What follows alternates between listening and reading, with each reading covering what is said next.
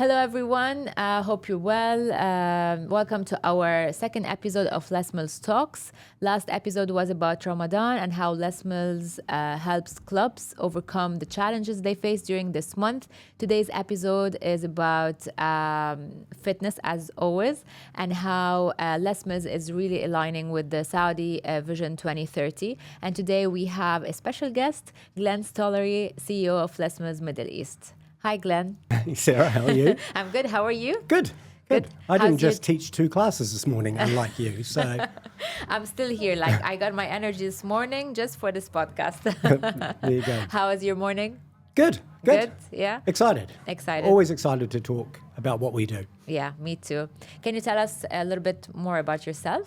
So maybe before I talk about me, I'll talk about us a little bit because maybe not everyone knows what Les Mills does. We're the world's leading provider of group training solutions globally. So we supply over 20,000 clubs around the world with initiatives to help them drive member engagement, great programming, fantastic instructors, and just basically all the tools to make sure that they've got a thriving membership base that want to keep coming back to the club and falling in love with fitness. I fell in love with the company back in 2008 when I did my first body combat class. I had always done martial arts through my youth, and body combat is a martial arts based cardio class, but you're punching and kicking music instead of each other. And I just fell in love with the combination of the music and the great instructor and the group environment. So I became a body combat instructor in 2008. This is well before I started actually working for Les Mills, and that was my first kind of interaction with Les Mills. But then in 2013, I moved to Dubai and started working for the Les Mills distributor here, and started working on the other side of the business, and really haven't left the organisation since. Have moved all around the world, setting up our subsidiaries. In Japan, here in the Middle East, in Brazil, also helped set up our subsidiary in China. I'm originally from New Zealand, hence the unusual accent. We're used to it now. Yeah. A lot of people think Les Mills is French, but it's not. It's a Kiwi company. Mills. Yeah, Les Mills. Named after the founder, Leslie Mills.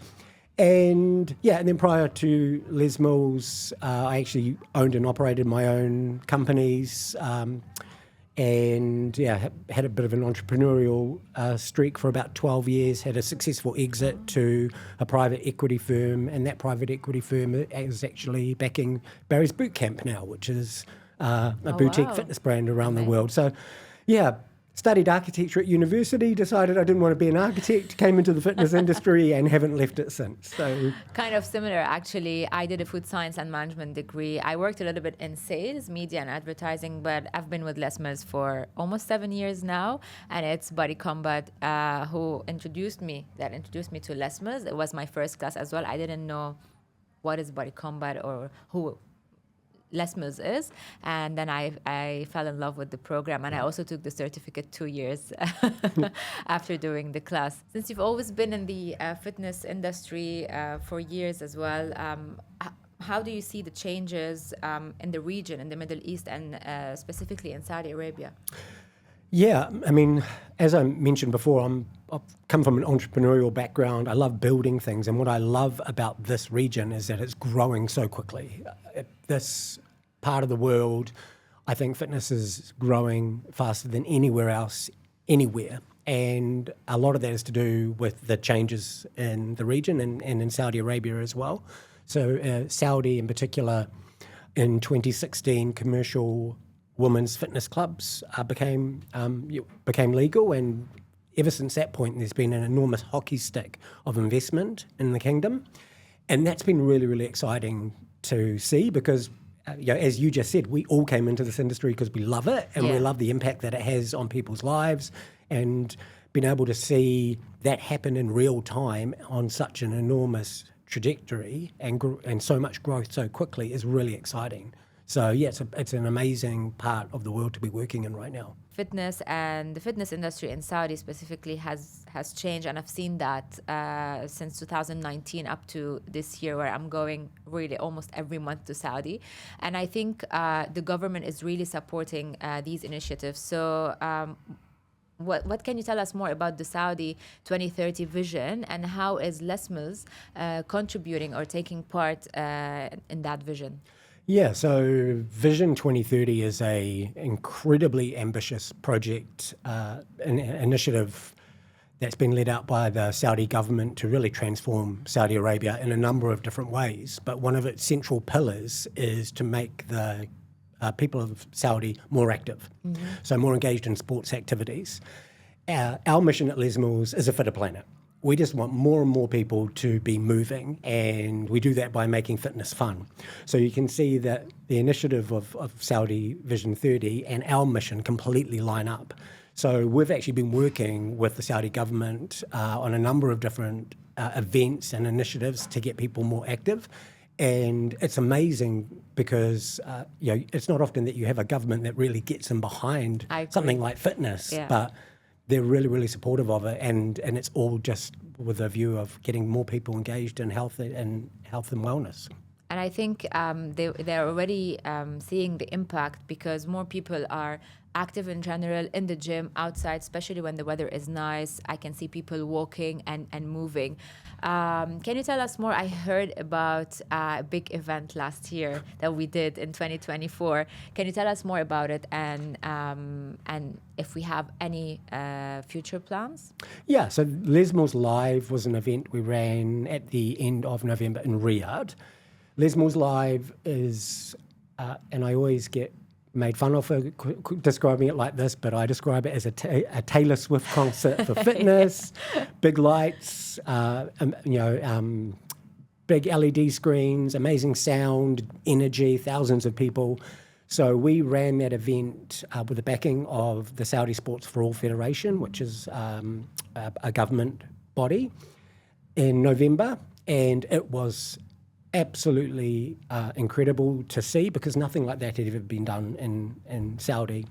And in the kingdom at the moment, and I'm sure this will change over time, but all the fitness facilities are either for men or for women. There's no mixed clubs, but this was a mixed event. So we weren't really too sure what was going to happen going into it. We knew that there was a lot of anticipation and excitement for an event like this, and obviously the government was supporting it. But because it had never been done before, we really didn't know how it was going to go, and it was just absolutely amazing. Thousands of people, 800 people in a body combat class, punching and kicking. The energy was off the chain, and so that was our first one, and we have now committed to do a subsequent one next year. And this year we're doing a series of smaller events because that one was in Riyadh. We're doing a series of smaller events throughout the kingdom. So at the moment we're looking at Riyadh, Jeddah and Dammam initially, but then there's also some other smaller events that we're going to be doing just to see if we can get more and more people engaged in what we do, because there's a lot of people who have probably done a Les Mills class and don't know it, because we're in all the clubs and the facilities, and this is an opportunity for us to show them how amazing an exercise class can be. That's awesome. And are these events going to be just workouts? Like, will you have classes like body pump, body combat, RPM, body balance? Or are you also going to have a business side to it, like a presentation or inviting owners and managers? Well, the answer is yes and yes. So Les Mills experiences are traditionally consumer events, but we're also working. I think at last count we have 7 events lined up in Saudi for this year, and some of them are consumer events, like a fitness festival, and some of them are more B2B based, and some are a hybrid of both. So, everywhere from Al Ula to... You're going to Al Ula? Well, yeah. Wow. That hasn't been formally announced yet, but yes, we are. We're going to... It's a surprise. Yeah, later this year. I haven't been, but I've seen like amazing videos and pictures of the area, and a lot of people are visiting, and even I saw some people running there and starting to do physical activities around Al Ula. Yeah, That's awesome. Yeah, that's breaking news that I guess no one knows yet. Okay, so we've got something we're locked in for today. that. Yeah, so that's happening in October, and so as you said, that's an event that is really wellness based, and not just fitness, but also holistic wellness. So there's mindfulness classes and meditation, and we're basically running the fitness arm of that festival. So it's like a fitness festival, exactly. Yeah. That's awesome. And any other plans towards another Lessons Live, maybe? Yes, so we've committed to one in 2026. We are just finalising whether that's going to be at the start of the year or at the end. So watch this space. But yeah, 2026, we're going to come back with an even bigger, better Lessons Live. And I think the interesting thing about it is when we were talking to people about this event prior to the event in Riyadh in November, no one had any idea what we were talking about. Yeah. Because you're describing something that's never been done, and they had nothing to anchor off. Now, thousands of people have experienced what a Lessons Live is, and there's a lot more anticipation. I mean, the Saudi government literally said to us the day of the event, when is the next one? Wow. So a lot of anticipation for us to get that locked in. So yeah, we're working on that date now. There's a lot of planning and a lot that goes on behind the scenes to organise one of those events. I bet, yeah. So it's not quite. But all the hard work paid off. It really, really does. And when you see, the energy and you see the enthusiasm and just the smiles and people coming out of a class just so excited, you know that you've made an impact on that person, and they're going to leave that event and go, I want to do that again. Yeah. And that's effective. That means you're changing people's lives because you're getting them excited about doing exercise, which is our entire value proposition, helping people fall in love with fitness. I agree, and I think I've read the report around Lessons Live Insights, and a lot of people said that it was the first time they attend a group fitness. So a lot of people were bringing their friends or family, and everyone left with a aha and like whoa moment. That's awesome. Exciting things. So this year is going to be a busy year for Lessons in Saudi Arabia specifically and in general. This year's going to be a very, very, very, very busy year. So, we're in February, and it already feels like we've done a lot. So, I mean, January was like a year. Yeah. so now it's Feb, so we can breathe a little bit. Glenn, you've talked about how fitness changed in Saudi Arabia, especially after the ladies' clubs opened. Can you tell us more about how Lessons contributed in that development and change in Saudi Arabia? Yeah, so as I mentioned before, our entire value proposition is about making fitness fun, making fitness something that people want to do.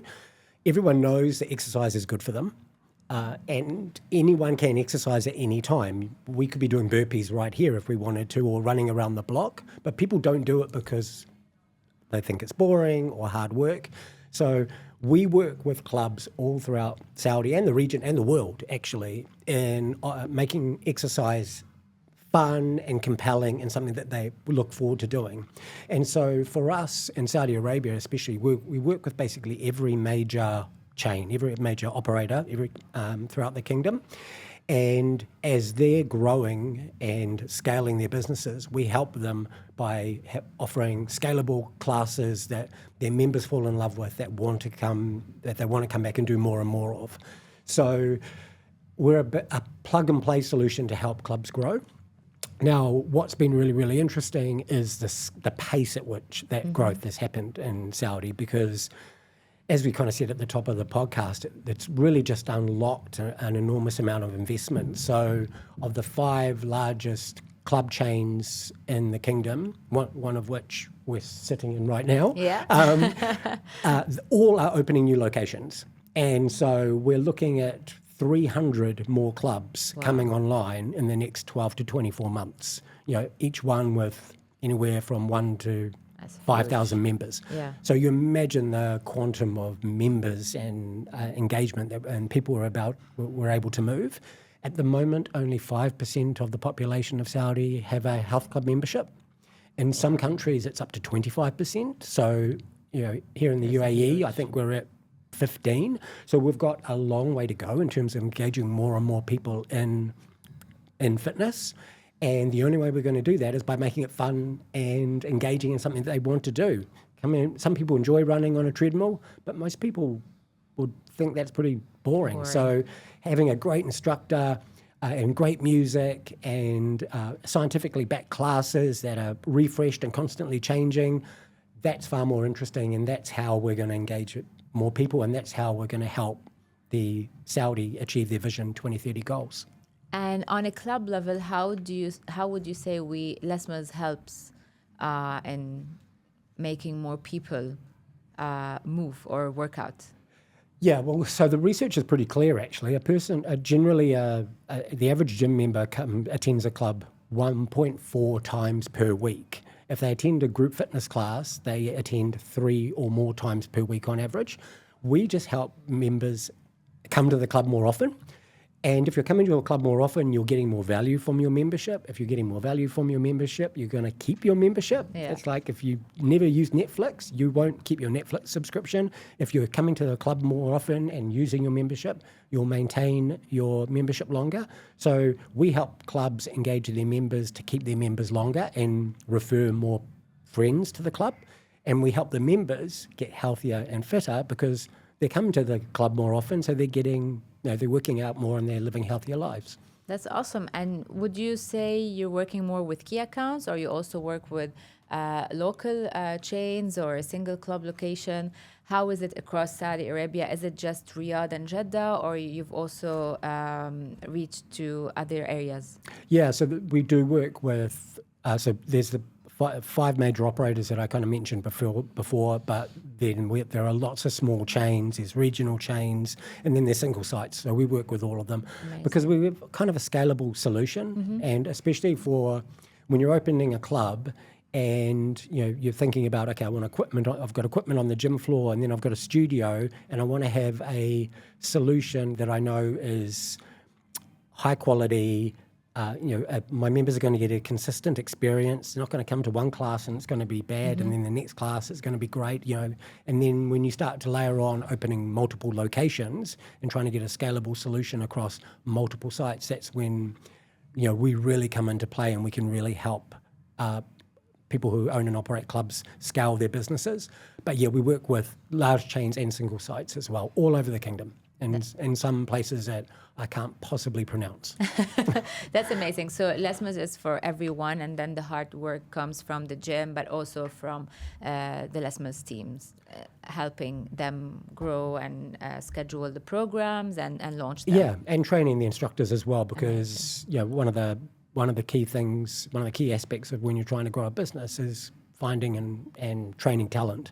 So again, we've got a scalable solution where we can help train instructors. We kind of have the gold standard of instructor training. So that if you've got a Lesmore certified instructor in your club, they're going to be delivering a safe and effective class, number one, but also it's going to be a class that the members love and look forward to, and actually lock into their diaries. I'm going to Sarah's class tonight because I have so much fun in her classes, and that's again how we deliver value to both the members and the clubs.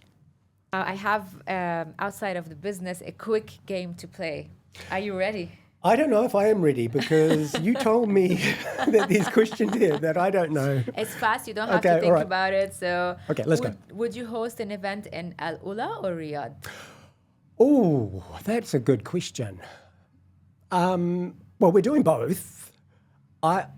I have never been to Al Ula, so I would love to go. Okay. I would love to as well. Yeah. So, and we just did one in Riyadh, but we're doing both. But I think because I've never been to Al Ula and it looks so beautiful, I would love to go. Maybe I can ask you this question at the end of the year. Right. Again. Okay. Awesome. Would you rather do body pump or body combat forever? Oh, body combat all day. All day. Body combat all day. It's my first love. It's actually, as I said, what made me fall in love with Les Mills in the first place. I don't think I have gone a week without doing body combat maybe in 15 years. Wow. So whether I do it at home or do it in a club, absolutely love it. I kind of relate. I mean, every week I have to. I teach body combat after work as well, but like I just love it. It's different. Yeah. Well, you have to work with me, so you probably want to go home and punch and kick something most days. Especially on Mondays, and this is when I teach, so that's perfect. Right. Would you? Picture my face. No. Would you rather read a book or listen to an audiobook? Okay. I would rather read a book, but I have, at last count, 111 audiobooks in my Audible collection because I listen to them on the go. Okay. So whether I'm on a plane or driving, and actually sitting down, I would love to have the luxury of sitting down and actually reading a book, but because you could listen to audiobooks while you're doing other things, that's my default. But I would prefer to read, but I listen to far more, 100 times more audiobooks than I do actual reading That's books. Interesting. I find it hard for me to really focus listening to an audiobook rather than reading. So maybe I should try the audiobooks and start focusing while doing other things. Would you read minds for a day, or would you rather have the ability to teleport anywhere in the world? Well, Sarah, I know your answer to this question, and it would be the same as mine. I've travelled to over 50 countries. I love travel. If I could teleport, I would teleport. Every day? Every day. All day? Yeah. I'd be in the Seychelles or something right now. Oh, yeah. I really want to go to Seychelles or Maldives. Yeah, I know you've been, but it's on my list. Yeah, well, you've been to a lot of places that are on my list as well. So, teleportation. I love travel, so definitely that's the one for me. That's awesome. Thank you very much, Glen. It was great having you and knowing more about Les Mills and how it's aligning with the Saudi vision and the plans for the year. Thank you for having me. Thank you, everyone, for watching us. Stay tuned. The next episode is going to be with Mark Downey, our training director, who's going to tap into greatness and tell you more how to build the dream team of instructors. Thank you.